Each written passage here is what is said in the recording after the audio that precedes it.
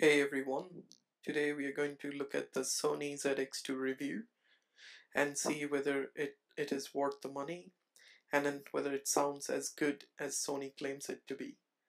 So let's have a look at the player. Unboxing video can be found in the description below. The player is constructed really well with a single block of aluminium and the back is made of real leather. The player comes with a leather case. The case is quite durable, but unfortunately it doesn't expose the screen and exposes only the volume and play and rewind forward buttons. Sony wants you to invest another $100 to get a case which exposes the screen. We are going to see the hardware in detail. As you can see, it's made of pure metal and it's quite heavy, so it feels quite chunky in your pocket. The weight of the player is 235 grams. In terms of dimensions, I'm going to compare this player with my iPhone 6 Plus. The player has a 4-inch FWVGA screen. The resolution is 480 by 854 in pixels. At this price point, we were expecting that there would be a full HD display or at least a 720p display on this player. The player is quite thick compared to the iPhone 6 Plus, even though the 6 Plus has its case on. So you can imagine how hefty it is. We are going to have a quick tour of the interfaces of the player. At the bottom of the player, we have the 3.5mm headphone jack. The same jack also can supply balanced output. So if you have a 3.5mm TRRS cable, it will act as a balanced output. Apart from the jack, we have the Walkman port, as you can see over here. This is the same port as the FiiO L5 line out to dock port. You can buy the same one from Amazon, same cable. And on the right, we have the micro USB door, which you can insert a micro USB card. The player has an internal storage of 128 GB. You can insert micro SD card, I think, till 200 GB, which is the newly announced one from SanDisk. And yeah, and Sony also announced a new high performance micro SD card. The link of that would be in the description below. It has 3 wireless interfaces: the Wi-Fi, the Bluetooth, and the NFC. So your NFC or Bluetooth powered headphones, you can listen to music from this player wirelessly. It also supports LDAC, which is Sony's proprietary Bluetooth LDAC codec. What it means is it can stream highest quality music to any Bluetooth devices, and Sony is claiming that it can stream 96 kilohertz sampling rate music to any device wirelessly. I haven't tried this feature as I do not have any Bluetooth device available with me at this moment. The left side of the player, there are no buttons on that side. It's plain aluminum block over there. At the back, it's pure leather, and we can see the N logo at the back, which stands for NFC, and then we can see the gold-plated Walkman logo. And we can see a small hump, so the back is not uniformly flat. There is a small hump which contains the amplifier over there. On the right hand side, we can see the power button, the volume plus and minus, the play, rewind, forward buttons. When the screen is on, you can press and hold the plus and minus button and it will increase gradually. But when the screen is off, you need to press them individually. If you hold them, the volume doesn't change. I guess that's how Sony wanted to do it. At the bottom, there is a strap connector. You can connect hand straps to it. The headphone gear used in this review is the Noble K10 Universal IEM earphones and the Sony MDR-Z7 over-the-ear closed back headphones. We are going to see the player's operating system. It's running Android KitKat. It comes with a standard Android interface with some Sony's skin on top of it, but it's way less bloatware compared to what you see in the Sony smartphone. It has the standard Sony music player and some music enhancement settings, a Sony video player.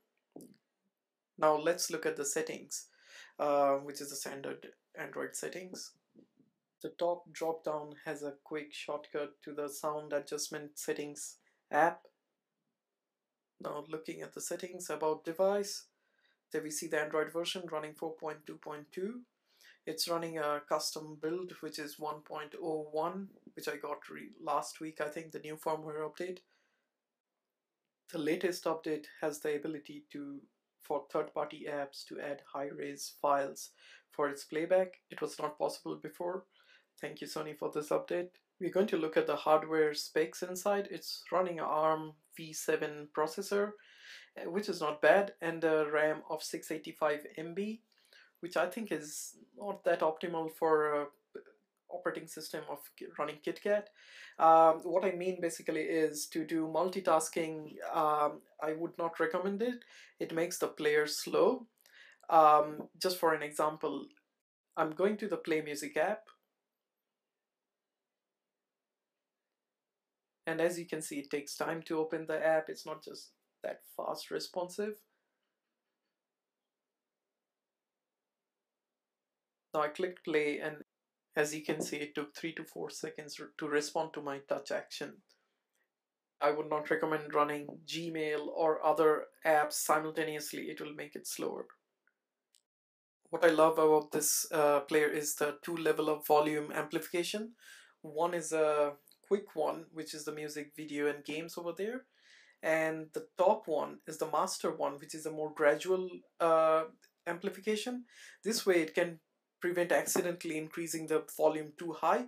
Even though I crank up the master volume, since the main the music volume is less, it won't crank up the volume by that much level.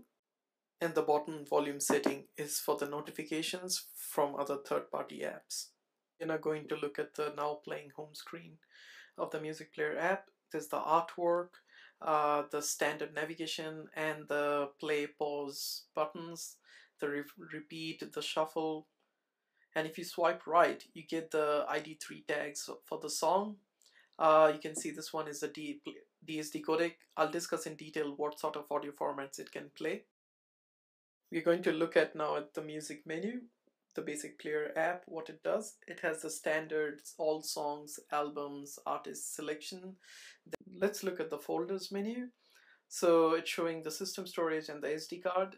In the SD card I can see all my songs in the folders. And let's choose a song. As you can see, the player is a bit slow, as I was complaining before. And if we click on top left of over there, it takes me back to the My Library view again.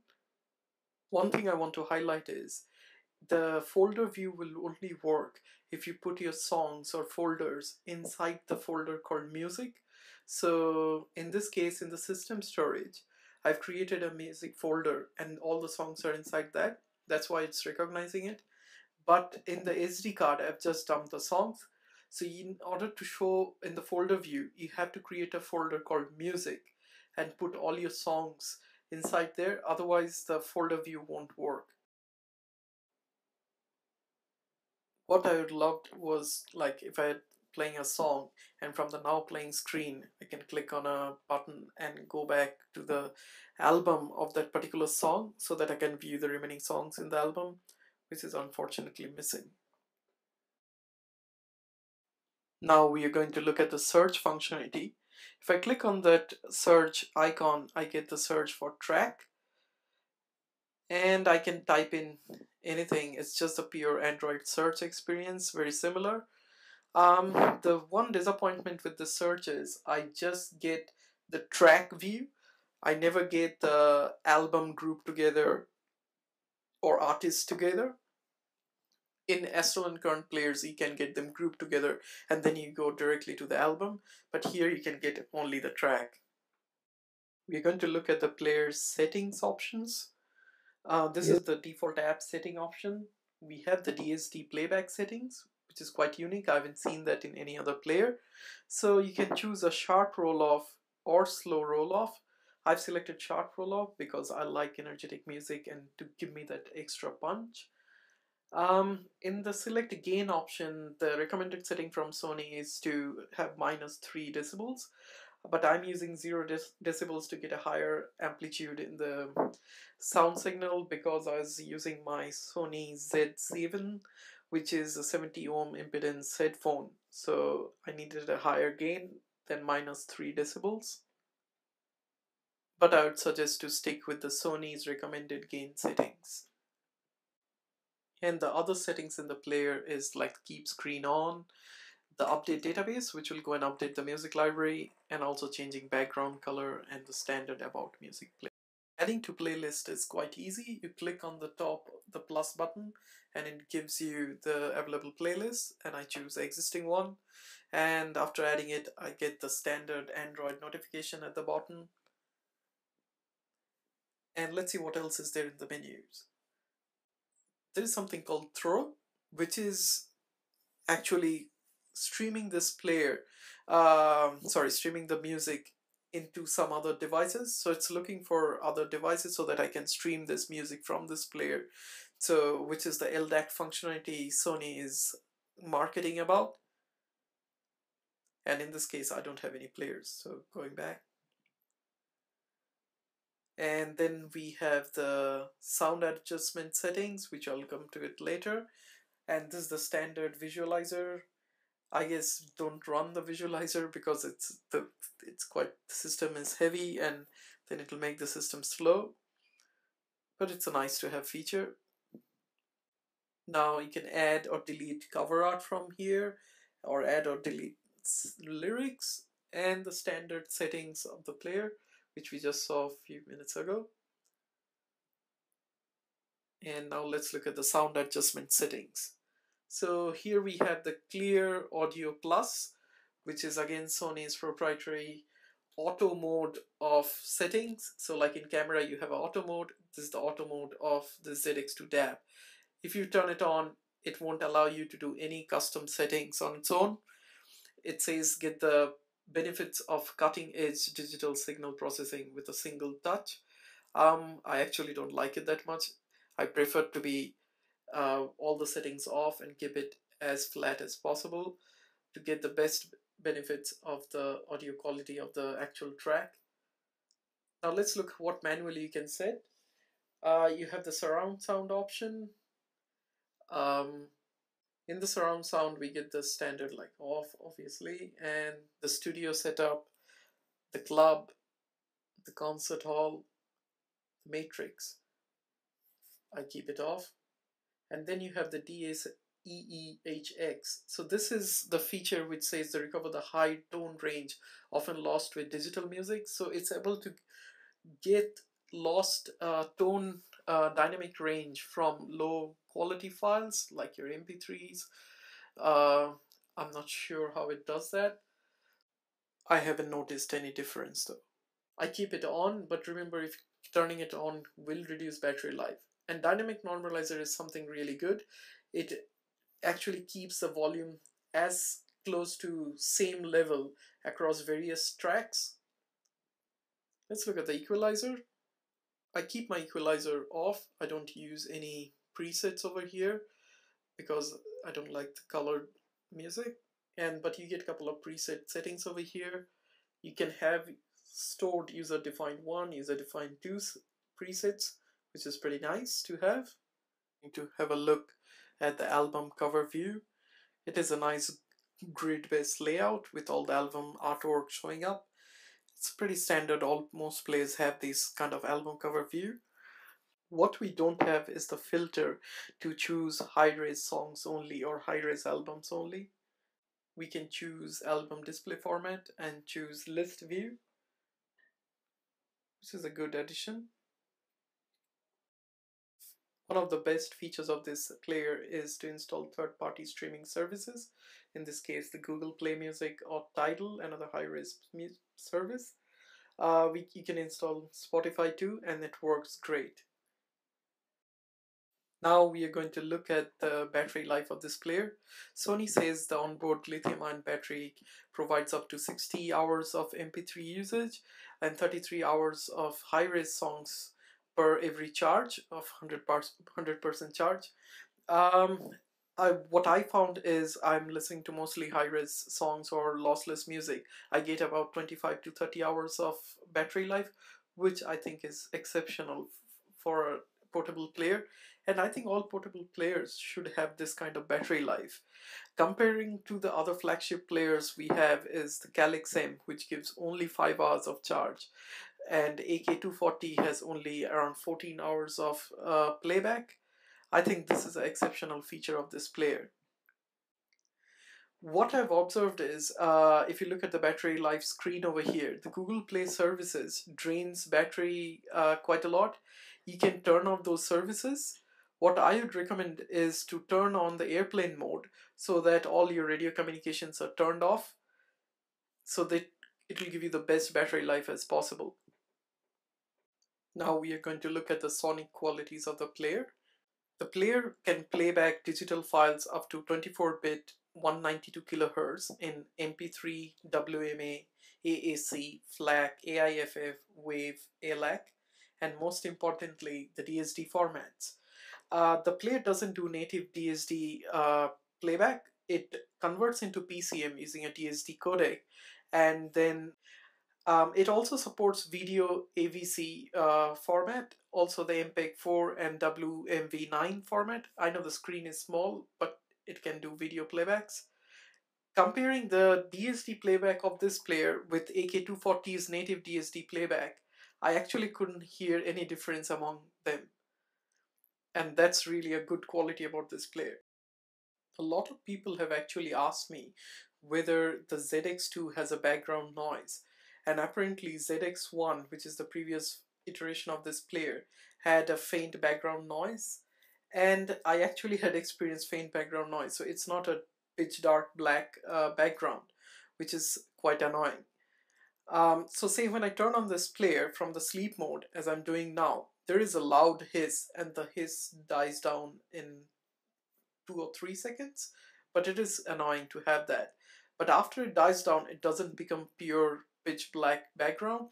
There is some faint hiss at the background, but I couldn't measure it in decibels, which is a really bad part for paying such a high price for this player. Sony is claiming that they're using a custom DAC in this player, and they haven't revealed what sort of DAC it is. But they have also a custom amplifier in this particular DAP. It is called the Sony's S Master HX digital amplifier, which the company is saying that it offers ultra low distortion. I'm not too sad about the amplifier. I think it's great. And I think it's definitely way better than what I had for the Astral & Kern AK120 Mark II. In terms of the sound quality, it has a wider sound stage. The sound is detailed and technical as the AK240. The vocals are more pronounced and have a greater sense of space around the singer's voice. The sound is not at all piercing, and it's quite soothing and sonical and really enjoyable. I can listen to this player all day long.